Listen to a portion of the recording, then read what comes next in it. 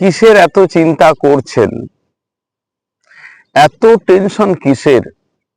এটা তো আপনাকে আরো দুর্বল করে দেবে। হীনমন্যতা বোধ আপনাকে দিনে দিনে গ্রাস করবে। আপনার মানসিক শান্তি চলে যাবে। ওই দেখুন না, রাত্রিবেলা গাছে যে পাখিগুলো ঘুমায়, তারা কি পড়ে যায় ঘুমাতে ঘুমাতে?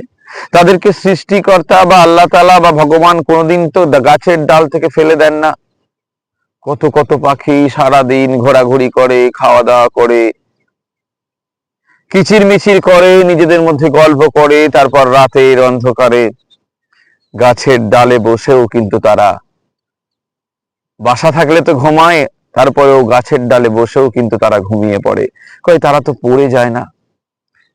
আর আপনি আমি পৃথিবীর সেরা জীব, শ্রেষ্ঠ জীব, তারপরেও কিন্তু আমরা এত চিন্তা করি, এত টেনশন করি।